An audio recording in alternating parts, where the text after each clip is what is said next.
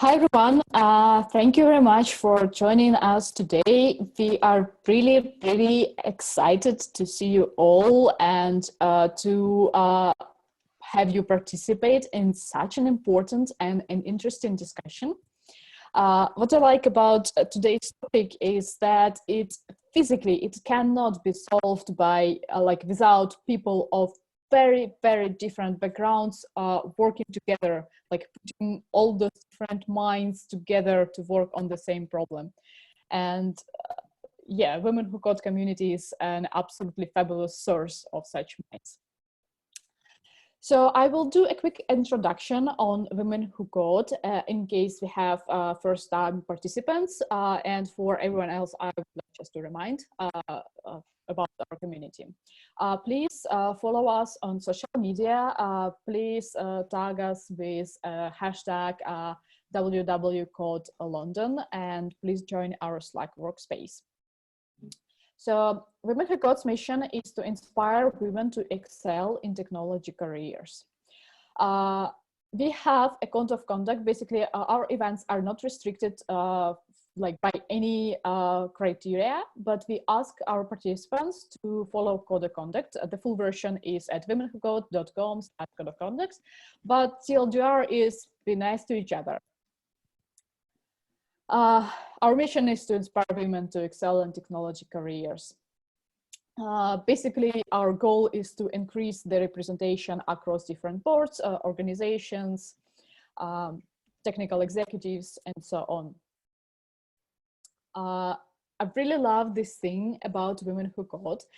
We have Upload Her rubric, where you can submit your success and we can celebrate your success together. It really helps to fight that imposter syndrome that is so familiar to so many of us. We also have our local Upload Her. So if you have something you would like to share with us, you're more than welcome to do so. We guarantee you a friendly crowd and we guarantee you a lot of support. How to get involved with the community? So we are always in constant need in volunteers. Those volunteers can be like people who commit for certain periods of time to some episodic volunteering.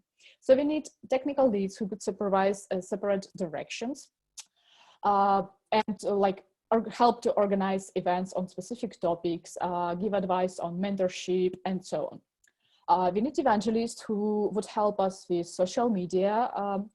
We need project managers who could supervise organization of particular events, like putting all of this like logistics, administrative stuff together. And we always need, I can't stress enough how much we need episodic volunteers to help out with episodic assignments, like designing posters for events or designing posters like to introduce speakers and so on. Dear women, we need you. Thank you very much. This is it from my side, and I'm going to pass the screen share probably because we don't have a microphone here.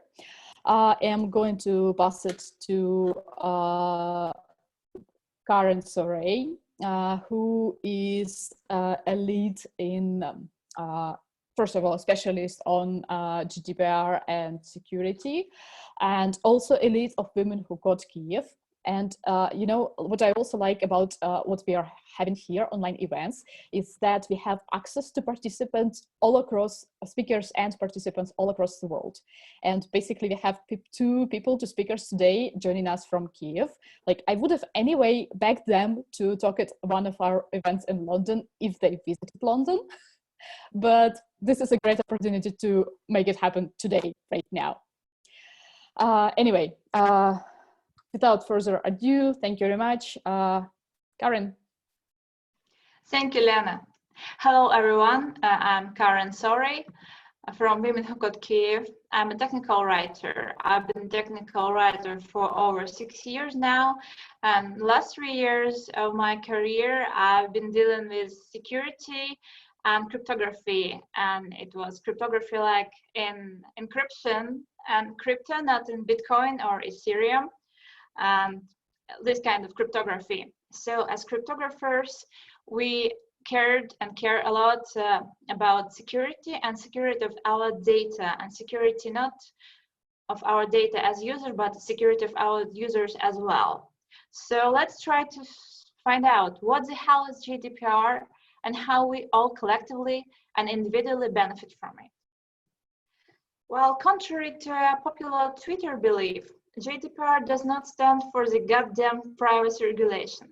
It stands for General Data Protection Regulation, and it applies to all individual citizens of the European Union and the European Economic Area.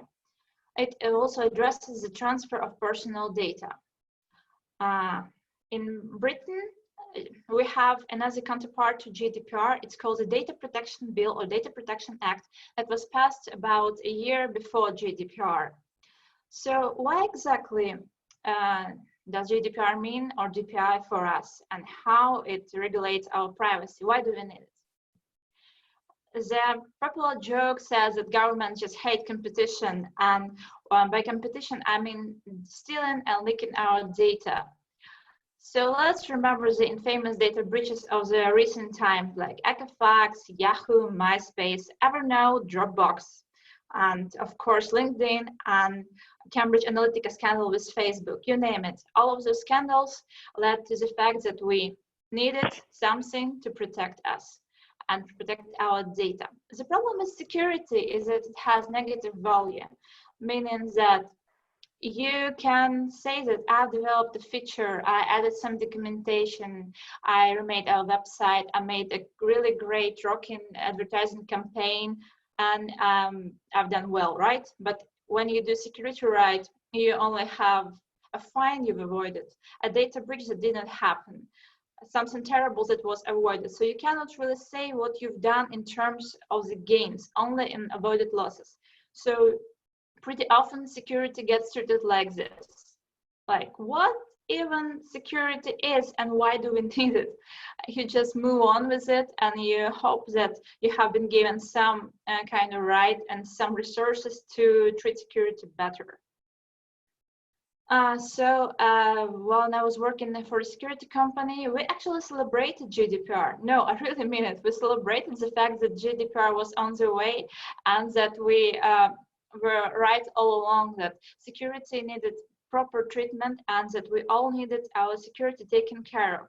Well, we cryptographers are weird like that, but security is love. Security is your data that is gone non-stolen. It's your credit card that is safe. It's your money that's still in your purse.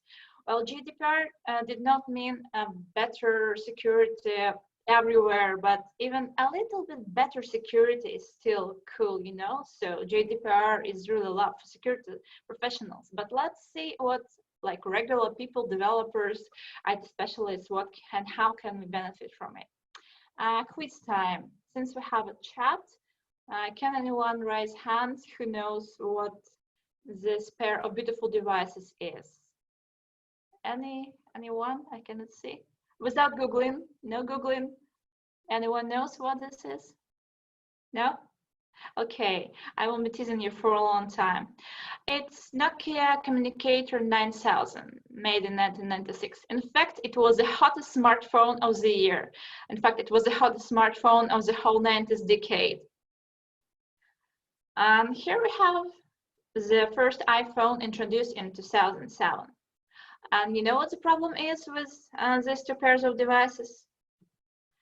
It's the fact that the previous data protection regulation that was in use before GDPR in 2018 was a data protection regulation passed on 24th October of 1995. I'm sorry for shouting at you, but that means that all the previous user data privacy regulation that was tailored to serve the world before smartphones, before iPhone, before Android, and before the consumer broadband connection. Meaning that for like 25 years, we've been living in a world without proper security that regulated obscurity of the fact that our devices and the data and information that passes between our devices is just not secure at all. So GDPR targets security. It defines two types of data. The first type of data is personal data. Let's say that's your email, phone number, social security number, maybe a credit card number, password, a passphrase. For myself, I like to define it like the data which gets into moderate trouble if it leaks out. And the second type of data defined by GDPR is the personal sensitive data. It's your race data, religion, biometric materials, your sexual orientation. The more convenient way to remember it, like it's the type of data that when it leaks out gets you in a real serious trouble. Because you know there is never just an email, it's never just a password. Anything can, when leaked, can lead to catastrophic consequences. There's a really great TED talk by Del Harvey on protecting Twitter users, or the subtitle for this talk is how a photo of your cat can lead to your death. So I do recommend that you watch it, because brilliant Del Harvey, who dealt with security in Twitter, explains how seemingly random and casual pieces of data that you leave traces of in your online life can lead to really dire consequences to you. When you're unknowingly of the service that treats your data badly leads it to leak. But let me tell you a story. It turns out so that it's a story about London, and it's the first time that I'm telling it to Londoners. So let's imagine one beautiful day in 2014. Several Londoners are waiting for their bus downtown, and they find an open public hotspot, Wi-Fi hotspot. It's free to use, and you can click agree in the form that appears and the terms of use. As you might imagine, people willing to get a free Facebook browsing session, of course, agreed without reading terms and conditions and got their free Wi-Fi. The problem? The problem is that the terms and conditions included what that so-called hear it clause, meaning that people who agreed to use that Wi-Fi agreed to also assign their firstborn child for the duration of whole eternity to the company that provided the Wi-Fi services. Of course, it was just a joke and ruse carried out by F-Secure security company, but it showed us that that we are not reading and agreeing to what we are not. We do not know what we're agreeing to can lead to dire consequences. We all click I agree, right? Everyone did it. I will be the first one to raise my hand that I naturally clicked I agree on stuff I do not agree with, and I've never read before. But the problem is that GDPR, it's not a problem. The solution of GDPR is that it prevents software makers, it prevents developers, and prevents people dealing with users' data from putting up such forms where you agree to something you do not know what you're agreeing to in products. It demands you to read through those walls and walls of text. You know, in documentation, I often deal with this, what I call a vicious circle of ignored documentation. And it's also very much applicable to those walls of text of terms and conditions. Like, docs are too hard to read, people don't read the docs, so then people who write the docs, they just, why bother? No one reads the docs, so why make it really readable? And this leads to this dire circle of non-human language in your documentation and your products. Same in the forms we put up online.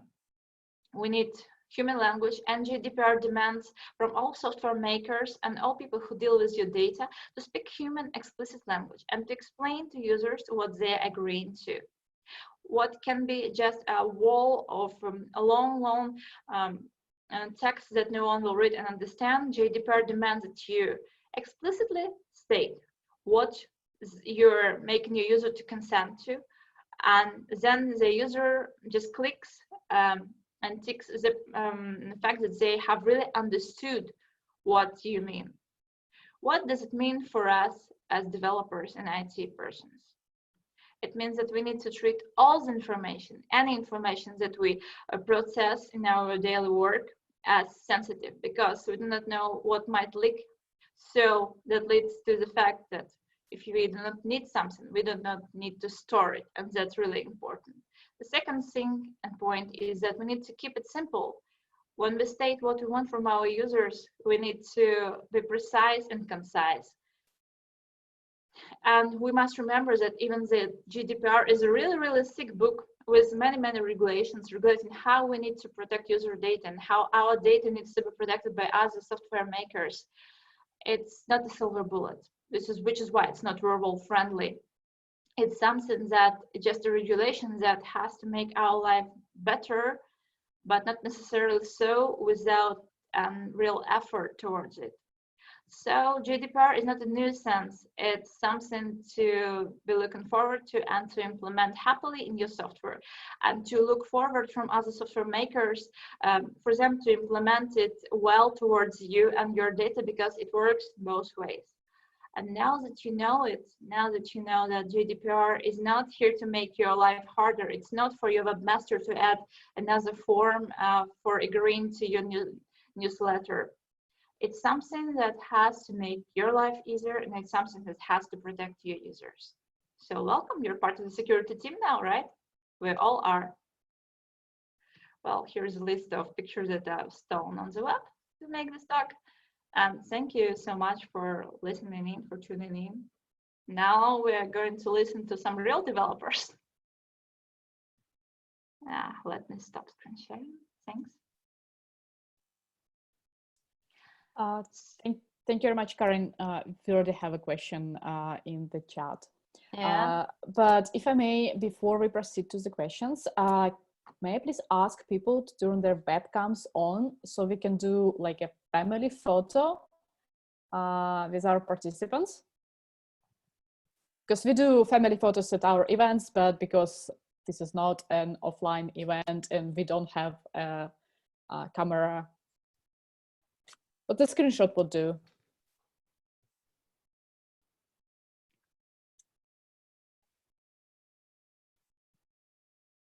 Okay, smile.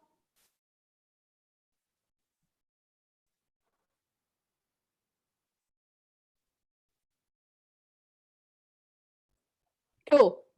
Thank you all very much. Okay, we have two amazing engineers who are going to share their experience with us today. It's Roxana Dichuk and Emmanuel Raffen. I apologize if I'm mispronouncing it. I wanted to mention before we start, all opinions expressed in today's session are personal opinions and are not affiliated with any particular employer. Our discussion is going to be moderated by Karen. And yeah, I'm passing the mic. I need a mic to pass. I have a unicorn pen. Can I pass a unicorn pen? Okay, I'm passing it to you. Absolutely. Yeah, thank you. In fact, I think I should have a microphone somewhere in here, but maybe next time. So I would really ask you, lovely ladies, to introduce yourselves. Manuel, can you please start with introducing yourself? Sure. Good evening, everybody. Thank you for joining. So my name is Emmanuel Raffen. Everybody knows me as Emma, shorter and easier.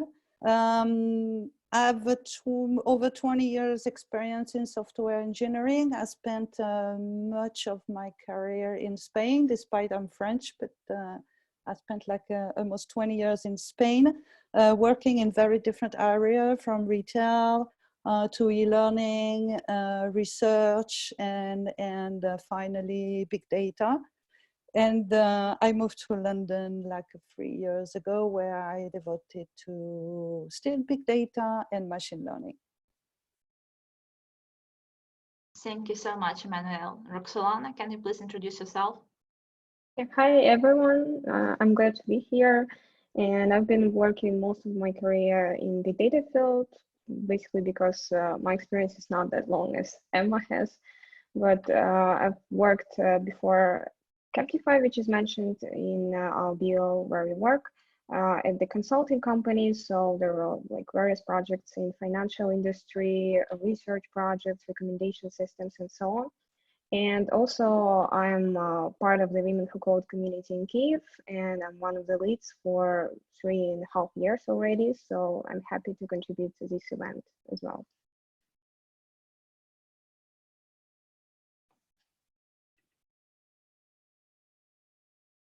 Oh, sorry. Thank you so much.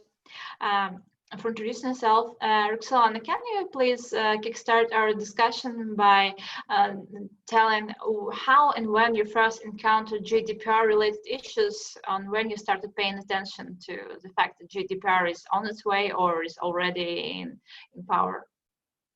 Yeah, sure.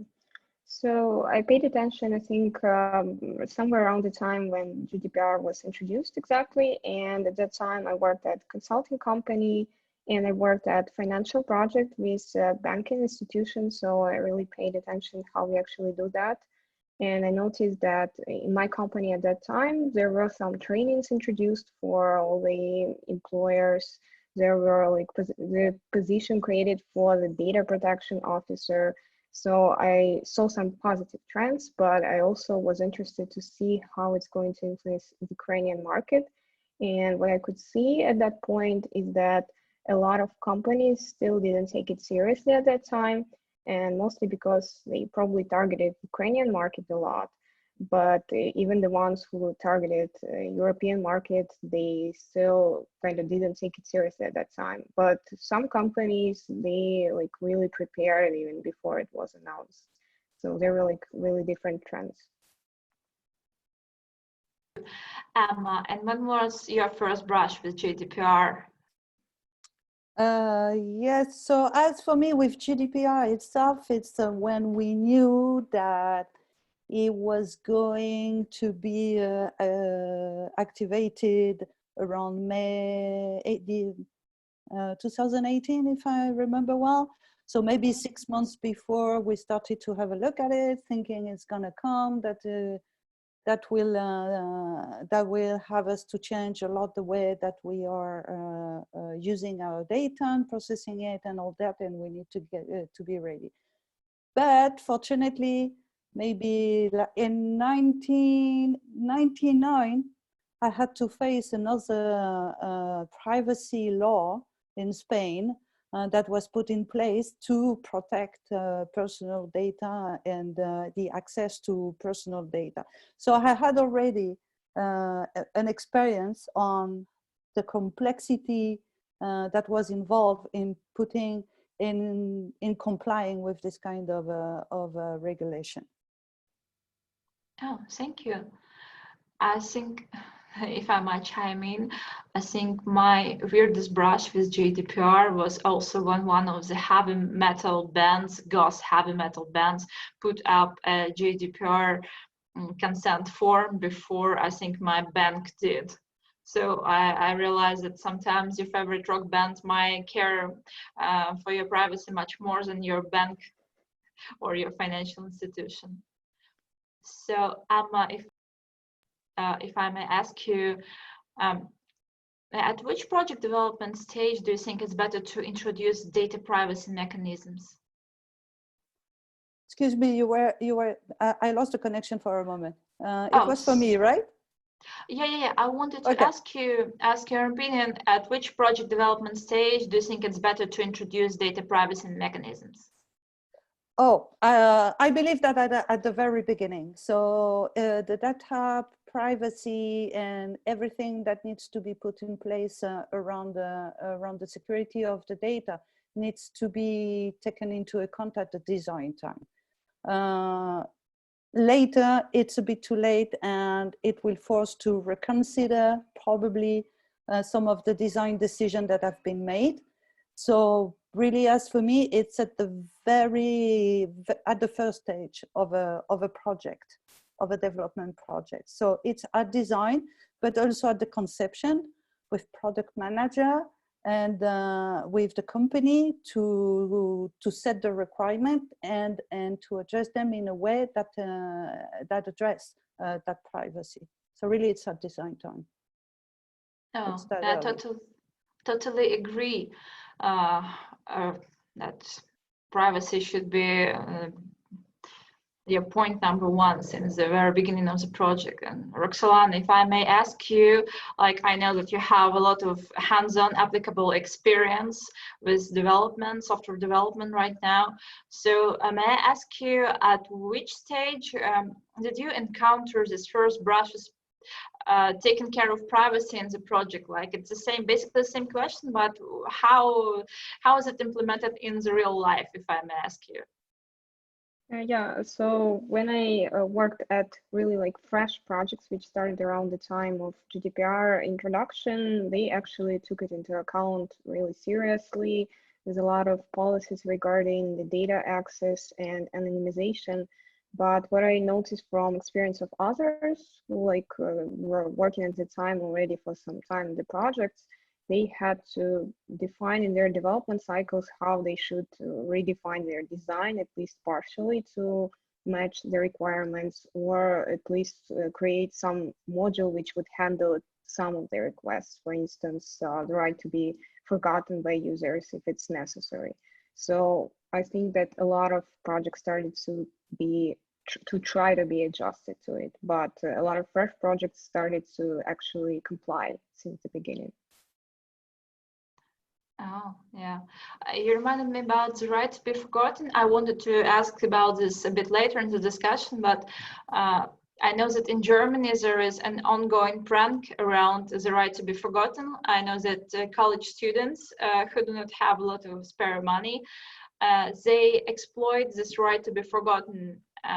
They first subscribe to some grocery delivery services, and usually there are some promotions that when it's for your first time subscription, you can throw in some extra bonuses into the package and they will deliver to you. So people will just order some food, get the freebies, and then they will apply to the company and ask for their right to be forgotten, ask to be completely forgotten by the company, and then they reorder again using the same name, the same email, but according to GDPR, they are legally absolutely correct, because if the company says that, hey, you have already ordered that spaghetti like bonus 5 times this month, it means that the company is violating the GDPR.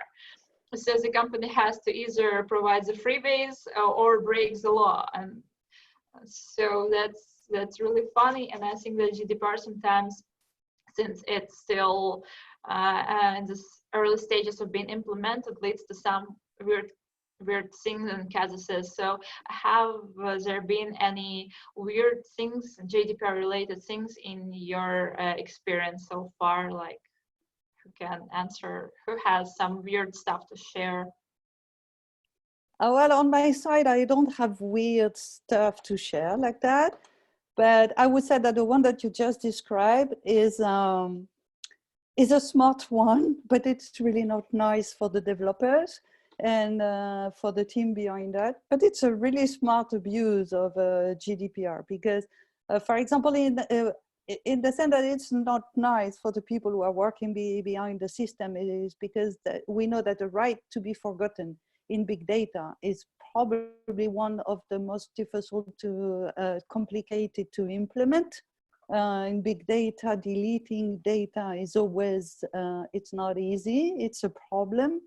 So that's not nice. I mean, but I don't have any example. I've never faced something like that in so far, and finger crossed I won't.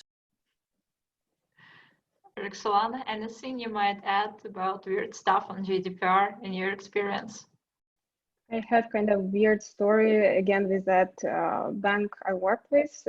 They took it so seriously that the data should be anonymized that we didn't really have the data at all for big data. So we had to generate the data which without even like schemas, just to imagine what types of data there could be.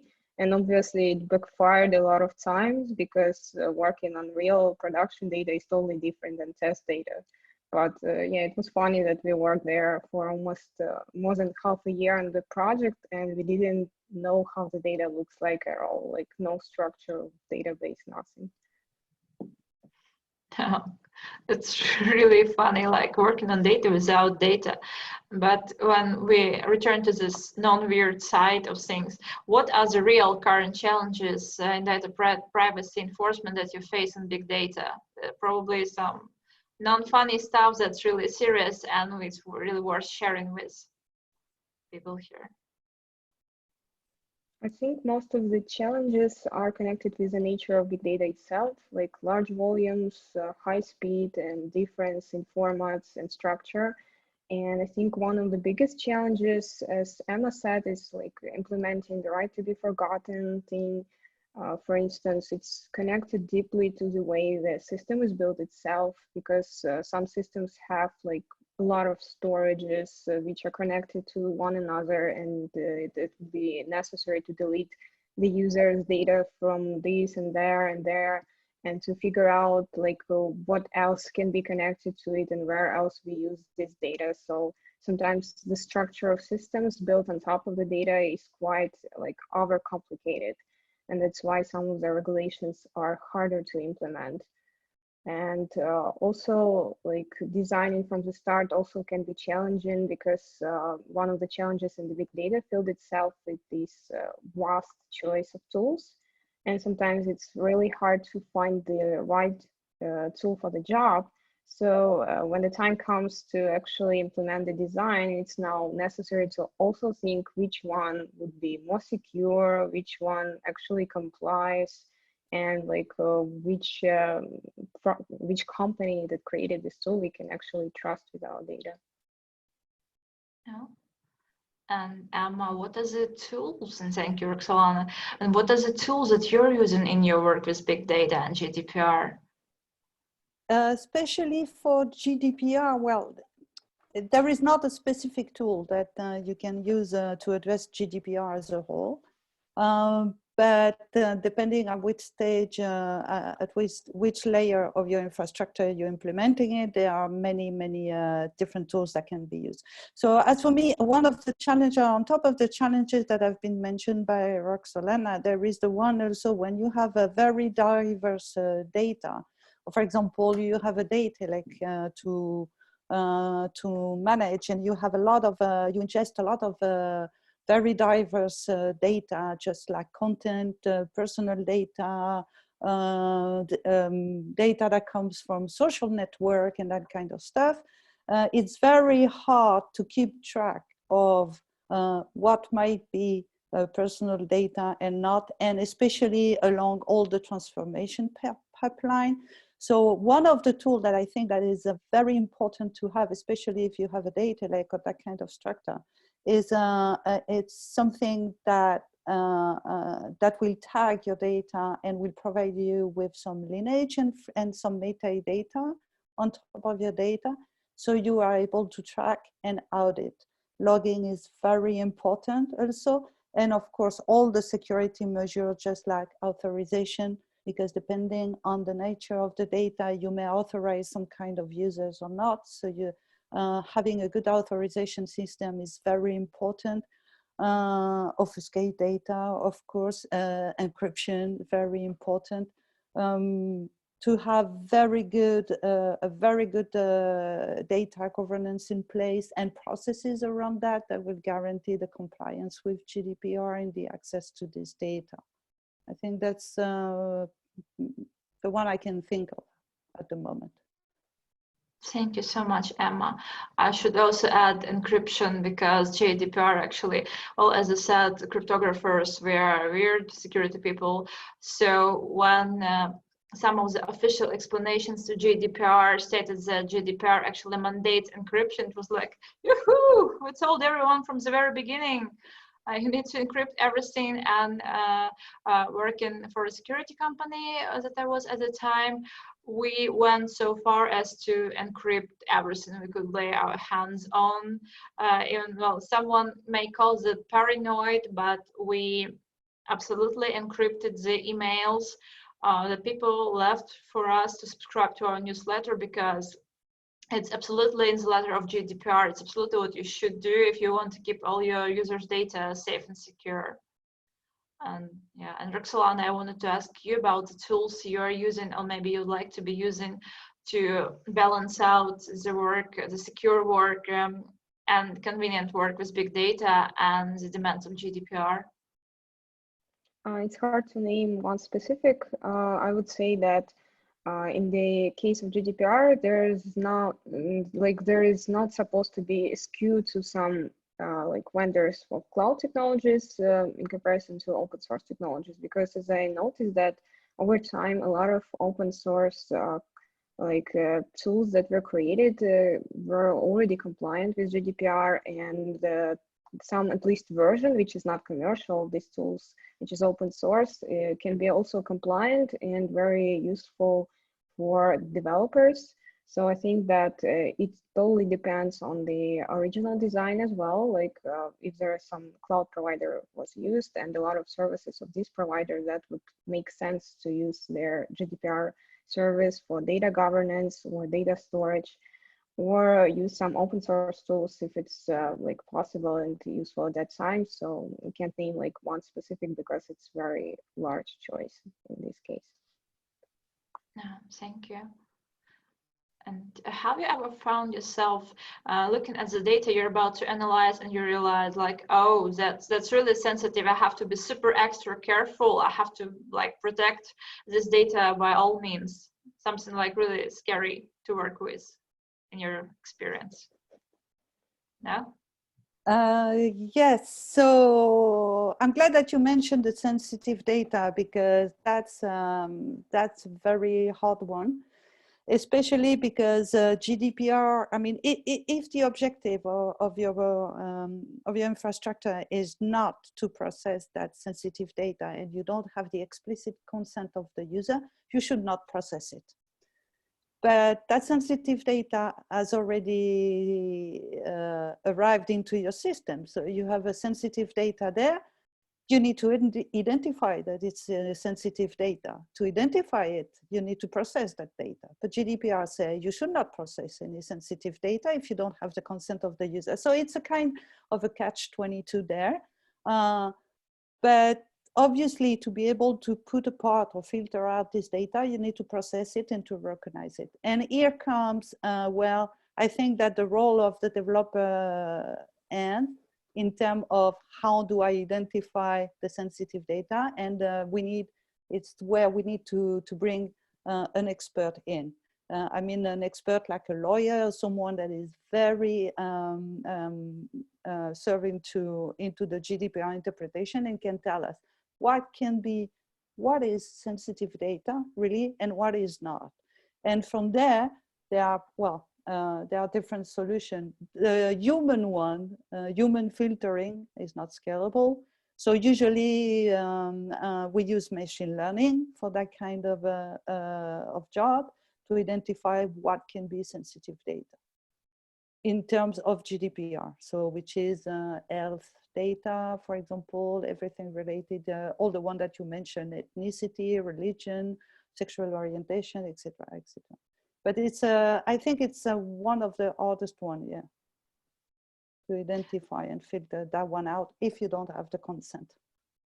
Yeah, and who takes care of defining this data and how you're going to process it? Do you have a data protection officer in your office? Is it a separate person, or maybe someone combines several their job with being a data protection officer? I'm sorry. Well, I think that in every company there is, if there is a lot of data and personal data, there should be a data protection officer. And most of the company may have also a lawyer, depending on their size. So usually that's the role of a data protection officer, yeah, to determine which data can be processed and which not, and which should be identified as sensitive. That would be a role of a data protection officer, yes. Thank you. And have you ever had an experience of pointing out to maybe some other departments that the data you're working on is actually really sensitive and needs much more protection than it has now? Did you ever have to alarm other departments towards that the data you're working on needs something extra? Is it a question for me? It is a question for whoever had an experience of doing so. On my side, no. No. I didn't have this experience as well, but when I noticed some like extra sensitive, in my opinion, data, it was like handled before I even said anything, so didn't have to say anything. Cool. And do you have a DPA or do you have a data protection officer? I'm not sure really, but I think there is like some kind of someone handles these questions definitely, but whether it's a really data protection officer or I'm not sure of that. I see. And well, in general, Roxolana, did GDPR make your work easier or harder? I think it definitely made my work harder, and as there are like more tasks that we have to do now, at least account for how we store our data, whether we need to store some users separately, whether we need to process some inquiries for data deletion, which happens from time to time. And also, I think it makes harder our lives, but also it opens some other opportunities. Like you start to think maybe that's like there is a way to improve our systems, not only for being compliant with GDPR, but also for overall use. Like it simplifies things in reality. Cool. And for you, GDPR made your life better, harder, easier? Well, it depends if you ask me as a user or as a professional. So Both. as a user, I think that we all have the same thing when we browse the internet, and every site that you land on, they ask you to consent to cookie, and if you take the time to go over all your cookie and to disable them, and so it takes time. So that side is a bit annoying, but on the other side, it's very good because I can decide to some point what personal information I want to share, and which one I don't want to share, or with who, or with what company. So I think that's a very good thing. As a professional, it's a challenge. They are very interesting one, especially when you apply machine learning to this kind of problems. So it's interesting. Of course, it has made our life a little bit more difficult since it has been put in place because we have extra processes, and when you deal with volume of data, it's even more difficult. But it's also, I think it's a satisfaction to know that we're working in an ethical way with the personal data, with the data of the people. So in all, it's positive. Yeah, cool. In fact, you mentioned this cookie policy thing. Actually, it's a separate regulation. This cookie policy regulation came into power in October 2017, more than half a year before GDPR, and then it all just kind of combined. So I just see that people combine their privacy policy and cookie policy into a single document. But yeah, those are actually different things. But how did the GDPR influence your own browsing? Are you really reading through all those forms, or are you just, crossing the T's? And I agree still. Again, it depends. It depends on the website. So if it's a bank, I'm gonna read everything because it's important, because it's my money. If I'm just browsing, I don't know, some news site or something like that, I'm just like everybody. You want to access the information quickly and you have a message, do you accept? Yes, I accept, whatever, and you click. So. Cool. Yeah, and Roxolana, do you agree, or do you disagree? Actually, like in the middle, but I think that I started to read more carefully, like everything, not only specifically banking information. I think I opted out from a lot of websites after all these emails with the rules, because I noticed that I've subscribed to some weird websites. And also when I see like this popping up the window that you need to agree or disagree, I start to think like, should I agree or disagree? Maybe this content, I can find it somewhere else. No, yeah. And I wanted to ask you, what were the best resources for you to learn about GDPR, and what were the resources you used to implement GDPR in your work, Roxolana? For me, I can't really think of specific resource for learning about GDPR. I think I was just browsing through and going through mostly blogs, because like some short articles, they don't cover a lot. It's more like some general information and that's it. But regarding the implementation, I think I paid most attention to specific tools I used at that time. And some of them posted some blogs, shared the talks at conferences, how they handle the data governance. And they wrote like which features addresses this question and which features will be implemented in the future. So I mostly paid to something I already used. But in my career, like if we implement something more into that, like we need to comply with something else and we haven't implemented it yet, I try to find like whether this tool is compliant and to try to compare. Although I would say that there is no yet even a resource which compares various tools. It's like your own small research that you're supposed to do for that. Cool, thank you. And what resources could you recommend on GDPR? Something that you read through, something you can recommend to us? Well, actually, what I've been using as a source of information is directly the European Union website about GDPR and all their documentation. It's what I've been reading, and especially because it comes in different languages. So I could read it in my native language, so which make easier to interpret, because when it comes to that kind of information, there are so many nuances that you not necessarily understand in a foreign language.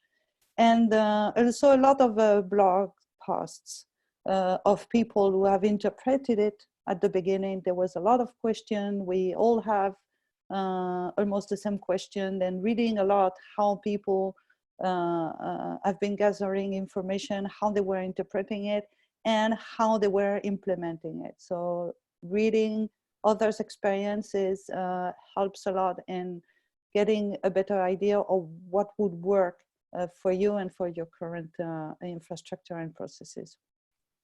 Yeah, thank you. And Emma, I also wanted to ask you, as a Londoner currently, have there been any situations when you face this difference between GDPR and the British Data Protection Act? No, really, I don't have enough knowledge to see the difference. My understanding was that the DPA, it's just allowed to put in place GDPR in UK, but I might be wrong on that. So I'm not sure if there is a real difference. I know that there's going to be something new to replace GDPR, especially probably to relax GDPR in the UK when the UK will leave the European Union. So we may have yet a difference, but we will still have to process the European data under the term of GDPR. So I'm not very clear about the difference, to be honest. Oh, I see. It was really interesting to find out, like from the trenches, because the differences are really tiny, but they were peculiar. So I thought that maybe you had that experience. What I can remember from the top of my head is that I think, but I might be confused in the regulations, but one of the regulations states that the person is in charge of their data since the age of 16, and another regulation says that the person is in charge of their data since after they turn 13 years old. So there's this gray area between 13 and 16, and how to protect when those regulations overlap. So yeah, so maybe you had with this. Yes, I've seen that one. I knew about that one, but since it doesn't affect me in my day-to-day and in my current job, I didn't have to face that difference, for example. We don't handle that part of the consent, so it's not something I had experienced it really. Yeah, I see. And, just recalled, I wanted to mention, like Roxolana and I, since we live in Ukraine, this is not the European Union area, and GDPR does not apply to us directly. But the funny thing is that today, governmental data leaked because, like in Ukraine, we tried to implement like a government in a smartphone, and there was this application called DIA, like Action. And a lot of security specialists would warn everyone that it's not a good idea to upload your passport, your ID, your driving license, and whatnot to a single mobile app, because there is this, I think is it Lithuania or Estonia who issued governmental IDs with similarly proper encryption, and then it turned out that they needed to replace all the passports because the hardware part of that encryption was cracked pretty soon. So today, everything leaked in Ukraine. The whole database of driving licenses just popped out in the open. This is what you get for not implementing GDPR or something like that. Actually, since you mentioned that there are a lot of cases that I noticed when companies in Ukraine, they are targeted toward Ukrainian market only, and there are still a lot of those, even in IT companies. And they think that they are not supposed to implement GDPR regulations, and some things like that could actually happen. Yeah, but in fact, GDPR applies even to persons from the European Union who work for companies outside of the European Union. And even if a company works solely on their internal market, if a person that they employ, even as a contractor, works with them, so the company from a country that, well, similarly should not implement GDPR, they still need to protect their employees' data according to GDPR. So I think even in countries where GDPR does not apply, it's still really a good idea to think about it. Like in America, they have California, I don't remember the abbreviation, it's California Data Privacy Act, the recent one, yeah. CCPA, I don't remember. Yeah. It's California, I don't remember, private act. I think it's California Consumer Privacy Protection Act. Yeah. So yeah, and USA tried to avoid the GDPR for a long time, but CCPA is much more relaxed than GDPR. It's the way around. The CCPA, you have to opt out. It's opt-in by default. GDPR is opt-out by default. And, indeed. Yeah, so it's really much easier to address. And once you have addressed GDPR, CCPA is addressed, really. But I recently had to look into CCPA, and it was really peculiar because it identified really, well, to me, weird flavors of personal data. It's like your trademark scent, your preferences, your taste, like, so basically according to CCPA, you can say that your trademark perfume that you wear with your deodorant is something that should be protected. And if you probably walk into a restaurant and someone recognizes you by your scent of your perfume, they are violating your privacy. I really recommend looking into the things that California Consumer Data Protection Act tries to regulate. It's really weird in an American way, really, really funny. We do not go into those kind of details in GDPR. So yeah, but I think on this pretty weird note, I ran out of my weird questions. Maybe we have weird questions in the chat. Lena, can you please help me out with the chat? Thank you so much for answering my questions, Roxolana and Emma. So let's see what. You're welcome. Thank you for inviting me. But we're not done yet. Let's see what's in the chat. Lena, come on. I think you're able to see the questions as well. So you were talking about that company that was being abused by German smart people ordering items again and again. Like how this company has dealt with this issue. Do you know? I don't remember. I remember that they had some smart and blunt. I think it was German. There was some smart and blunt solution to this problem, but I'm sorry, I do not remember. I know that it was solved somehow. Maybe I will not be lying to you. I don't remember, but it was solved in some way. Probably Googleable. Cool, thank you. So we have a few questions here in the chat. I'm going to ask people who ask those questions to unmute themselves and maybe ask them live, if it's okay with you. So the first question asked is by Irina Kamalova. Could you please unmute yourself? Yeah, thank you very much for this talk. It's very interesting. I've collected 3 interesting questions. One of which already was answered. It was also about Germany company, how they solve this issue. You mentioned that we need as developers thinking about data protection in terms of policy. And my first question was that the terms of conditions that we need to apply, accept or not, this text, it's provided by a lawyer, yes? I mean that developer couldn't impact on the text that will be shown to user before accepting. It's lawyer and technical writer. I'm sorry, because like a question about text and I jump in as a technical writer. Well, as a technical writer, I would search out the legal materials, I would process them, and we would show those materials to our legal staff and then implement those on the website. But actually, those are pretty standard, like they are pretty,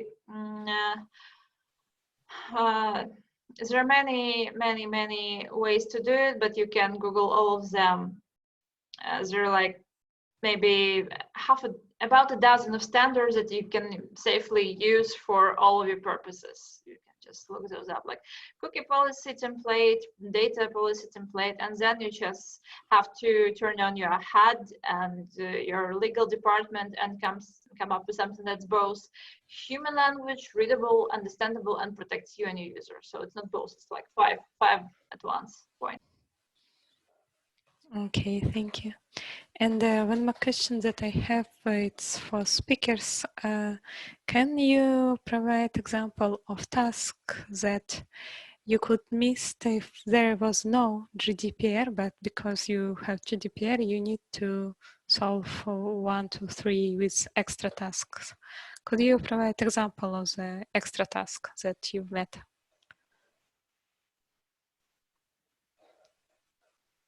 Okay, I can go ahead if you want. Yeah, so extra task, for example, is clearly when a user asks to be forgotten and that you have to delete the data. That's something that some sites had before that. Some company had that option before, but now you have to provide it. So if you didn't have it, you have to provide it. And probably in big data, there was no option to delete any data. When you delete data, it's after some date and we delete all the data or none of it. But to selectively delete some data of a user, it's definitely one. Also, I would say, depending on what type of data you have, but if you have to deal with textual content, searches, social network content, then, and you don't have the consent of the user to process sensitive data, then another one is to be able to identify that data, not to process it. That would be the 2 main tasks that I see that we didn't have before. Also, I would add it's mostly connected with design as well, as like privacy should be introduced by design, that we have like extra tasks in terms of defining which tools are better to use and how we can define the architecture of the project or product better, so it would be easier to extract some data, to control the data itself, like that. Thank you very much. Thank you all. The next question is from Mariana. Could you please unmute yourself? Yeah, hi.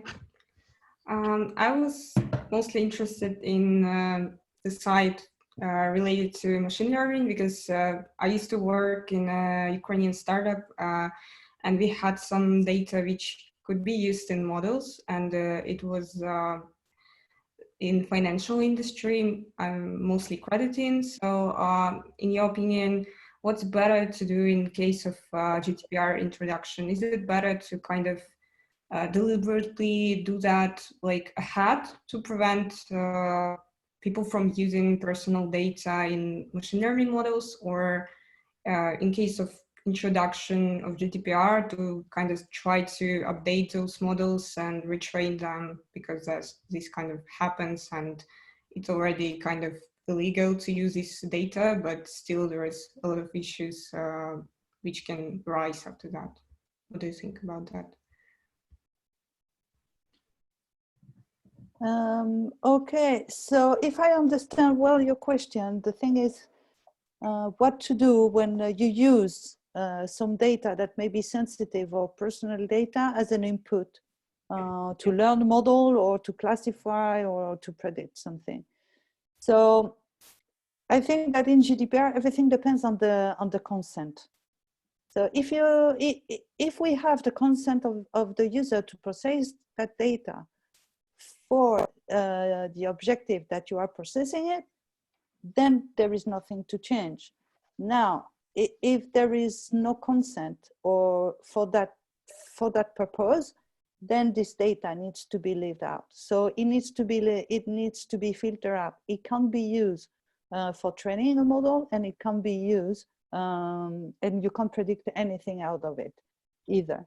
So I think that here it's what I mentioned before. The problem switch to different tasks. Not only you have to retrain your model, making sure that you're not using that data to train it, but also you have to identify what data you can use and what data you cannot use.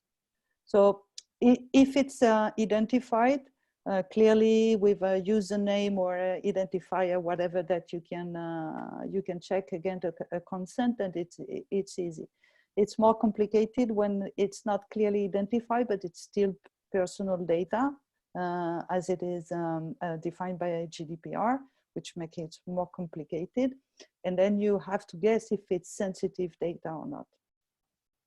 But definitely, if there is no consent, it needs we need to redo anything that has been that is using that data or filtering out before. Thanks. And encrypt everything you can encrypt. I'm sorry. Roxolana, anything you might add? No, I agree with Em on that. Like it brings this ethical question actually to machine learning, that a lot of features which are created from the data can be based on sensitive data. But it's a kind of a hard question, because according to GDPR, it's not supposed to be used. But for machine learning, it can be hard to define other features and create models themselves. Great. I see great questions from Fiona Hall. Can you please maybe show yourself and ask it yourself, because it's a lovely question. Hi there. Yes. So thank you so much, everybody. This has just been such a great talk. So as you can hear, I'm a Brit, but I actually developing in the US. And you touched a little bit on the US and the regulations and what's happening in California. I'm not in California, but I have very, very strict rules for myself about how we utilize data and who we share our data with. I already work with very vulnerable populations. And so from the start of the technology we've been building, I've said, we are going to protect this data no matter what. And so I've been tracking from the GDPR from day one. One of the issues that I've come across, and Karen, this might be something for you, is really our literacy rates in our communities are low. English is still the first language, but even being able to read English is difficult. And so do you have any suggestions about clear communication? And you mentioned, Emma, about consent. I want to, for every step of the process, make it very clear about what you're consenting to in clear English.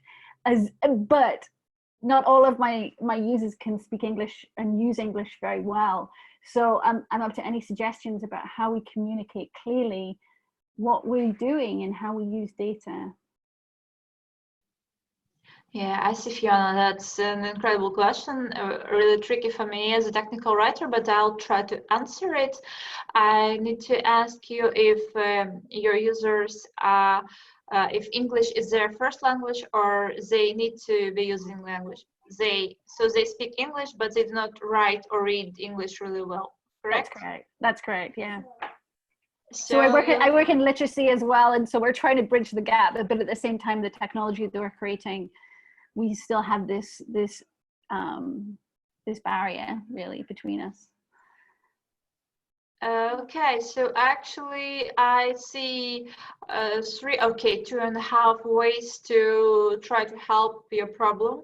The first and the most obvious one is to resort to pictographic symbols or maybe drawings, but that still might be read in many different ways. It might be interpreted wrong.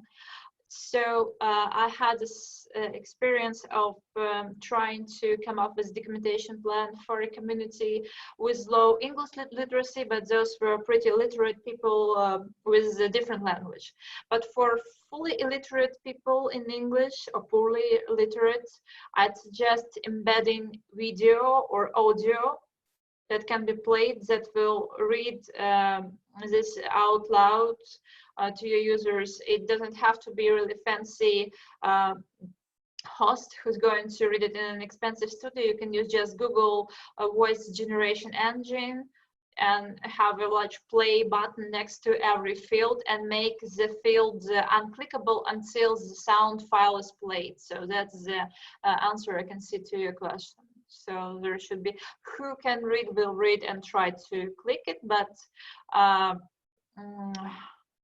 so I'd put the first large checkbox that says I fully understand everything provided in the checkbox below. I do not need to listen to the audio file. I agree and understand how my data is going to be processed. So one general. And for all the further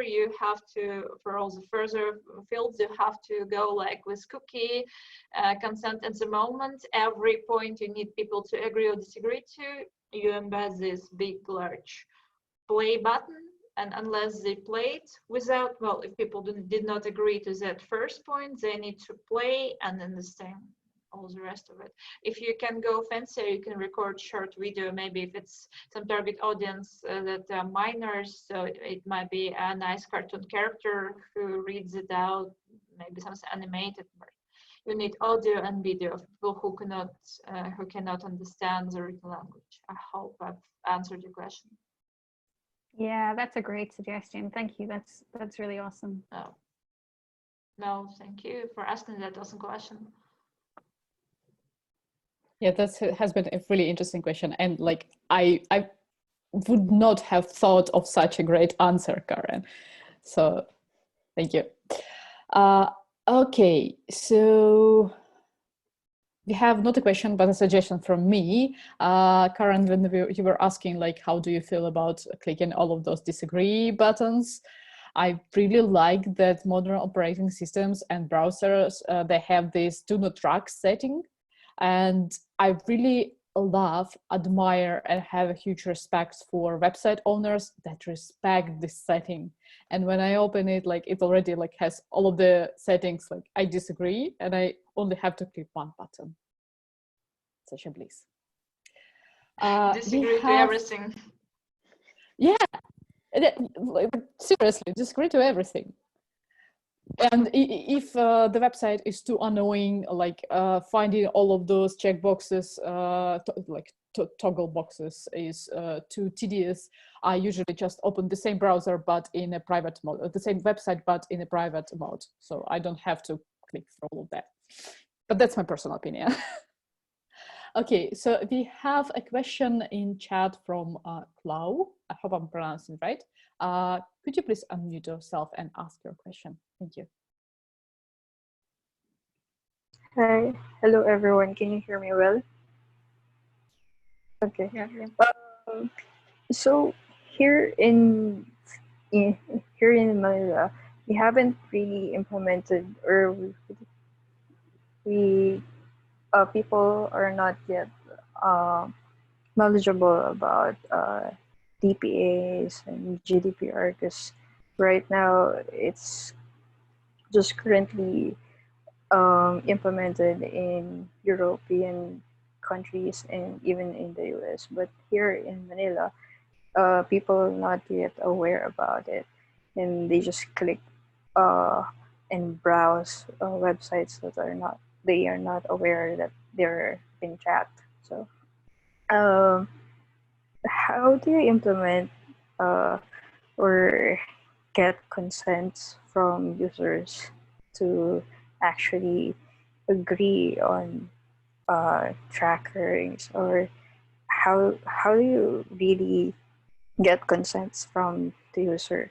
And does it have to be a document, or in the developer's perspective, how do you save the actual consent? Is it just like a Boolean data in the database of some sort?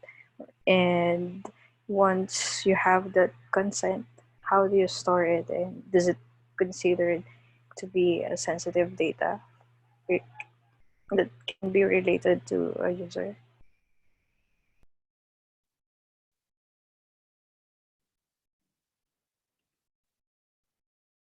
So that is, if you're trying to collect your thoughts, I'll try to answer from the less technical perspective.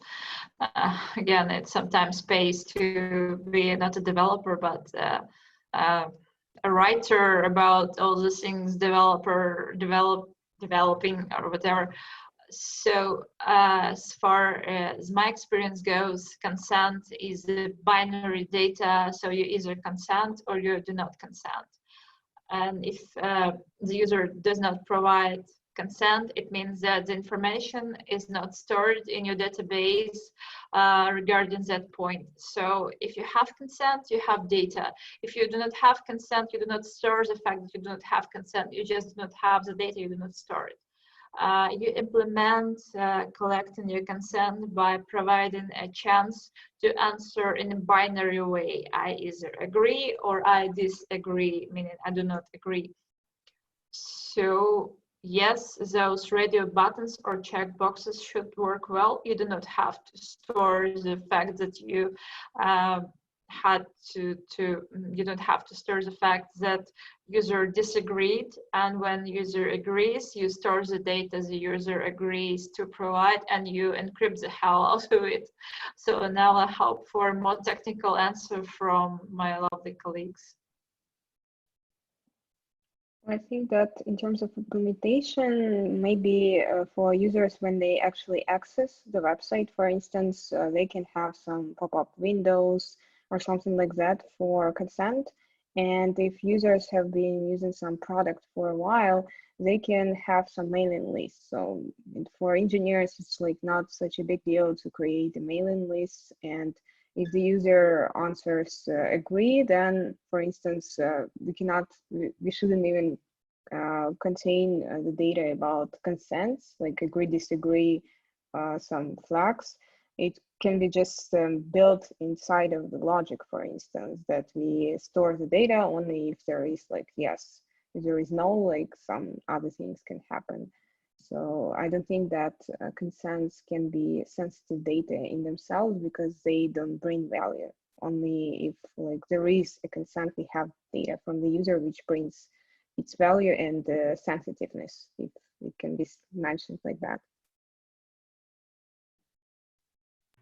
Thank you for your answers. That's all on my end. Thank you for your question. Emma, anything you might add on this account? No, I think that you have answered the question. I have nothing to add. Okay, and then I'd love to expand a bit on what Roxolana had to say, that we do not well, as developers, we not only collect consent regarding browsing information or mailing links. What comes to my mind immediately, because this weekend I finally upgraded from Windows 7 to Windows 10, is that we also have to provide or not provide consent as users to tracking biometric data and our program usage data or user behavior. So I know that I've spent a couple of minutes of unclicking everything in Windows, like no Cortana, no voice recognition, no text recognition, no tracking, no biometric data. So that's also not something that we provide through language, is written or verbal, but it's also a behavior that's also part of this consent or non-consent scenario. So yeah, and it's really also comforting to see it, as Lena said, that when you can easily unclick everything and just live peacefully in your paranoid state, knowing that no one tracks you, hopefully. So do we have any more questions left? That was No? a positive note to talk about paranoia. Yeah, absolutely. Like 3 years in working in security does it to everyone. Oh, I see another comment. Oh yeah, I've been working as a software engineer for too long to trust software. So I would agree with this, Helen. yeah, but it's my personal opinion. It's not related with anything. Yeah, it's yes. Yeah, so we are recording this session. The recording is going to be available on Women Who Code Global YouTube channel, and we are going to send the link to the relevant information and to the video in a follow-up email a few days after the event. Do we have any more questions? Did we miss something? We have a lovely comment from Jenny, who wants to connect. Oh my, I feel like a radio host, like greetings everyone. But no, thank you, Jenny. I hope we'll be able to connect with her, and everyone who wants to connect with her and talk privacy, feel free, it's in the chat. So I think we have addressed all of the questions. So if we haven't, as I say during the weddings, say it out loud now or be silent forever. So last call for a round of questions. If anyone still wants to ask us something. Meanwhile, I'll make a simple joke about like operating systems like Cortana, voice assistant, tracking, anything. And my first thought is like, yeah, but I have Linux. It doesn't do any of this. It's just like, it just won't work. I made a mistake of updating. Cortana. Yeah, I made a mistake of updating my Linux on Monday morning. It has been a wonderful start of the work week. And what kind of Linux? Because I absolutely love the new Ubuntu. Yeah, yes, Ubuntu, but it's on a laptop. So all of those firmware stuff, like occasionally some kernel, like Wi-Fi doesn't work, or another kernel, like internal microphone doesn't work without extra dances and so on. So if you're paranoid, use Linux. It just doesn't work there. But I love Linux. I have been a Linux developer all my life. I would like to endorse this new version of Ubuntu. It works great on my laptop, like works on my machine, and it also has a cat as their mascot. It's called Focal Fossa. Oh, Fossa is not actually a cat, but it looks absolutely like my Tomcat in their mascot picture. So I had to install this flavor of Ubuntu and try it. Ubuntu has, like Canonical has absolutely amazing mascots for Ubuntu releases. I love them. Anyway, I believe we do not have any more questions, but if you remember something, please feel free to reach out to us. If you have lost contacts of their speakers, Women Who Code leadership would be more than happy to help you connect with the speakers, or to, I don't know, like anonymously forward the question, whatever. So we are here for you, and we are super happy when we hear back from you. Absolutely. I believe this concludes our today's event. I wanted to thank again for our speakers. This has been an absolutely fabulous, warm, welcoming event. I don't know about you, but I felt those vibes of, you know, this warm conversation going. And yeah, thank you again. Have a nice evening and hope to see you again soon. Yeah, thank you so much, Emma, Roxolana, Lena, Fiona. Thanks so much to everyone showing up here and asking questions. Thank you, everyone. Have a good evening. Thank you. Thank you, everyone. Yeah. So, bye. Bye.